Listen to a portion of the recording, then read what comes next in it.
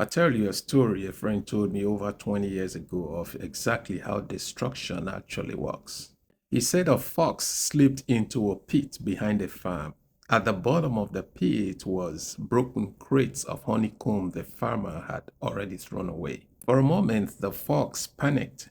He scratched the dirt, looked up at the steep walls, and measured the distance. The opening was high, but not impossible to jump out. With one strong leap, he could have escaped, but suddenly the fox smelled and felt the honey, thick and abundant. So it told itself something most of us would. I'll eat now and I'll escape later. So he ate and licked its paws and slept. Morning came, the pit was still there and there was still a lot of honey. The fox told itself again, just one more day.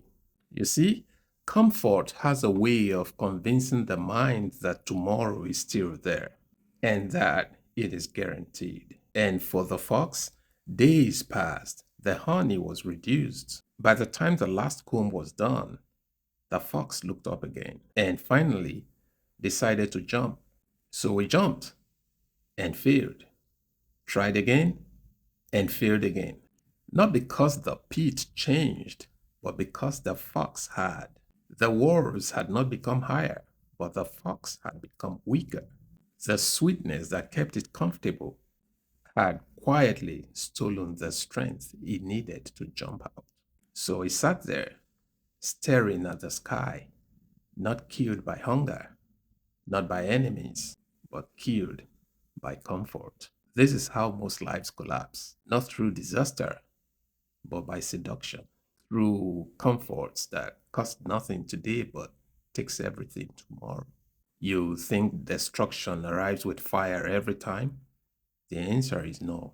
Destruction often arrives with ease, that easy entertainment that eats up your evenings, the lazy job that keeps your body alive while your ambition quietly dies, the relationship that drains your life while promising a future it never intends to give, the endless scrolling that feeds your eyes while starving your future.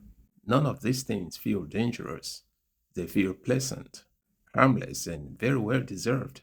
And that is the trap.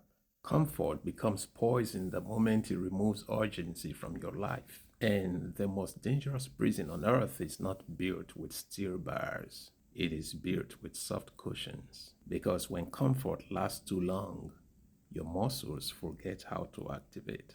Your mind forgets discipline. Your spirit forgets hunger. And when life finally demands strength, you discover something terrifying. You no longer have it. So listen carefully. If you've been waiting for hours feeding your mind empty noise, stop. If you're holding on to a relationship that has no direction, leave. If your life has become a long hallway of easy days and dull nights, break the pattern. Because silence has a quiet appetite. It eats up ambition, it eats courage, it eats time. Do not spend the strongest years of your life lying in shallow waters because it feels warm. Because one day, the current of life will pull you into deep waters. And if comfort has already weakened your limbs, there's one thing you would suddenly realize: you've forgotten how to swim.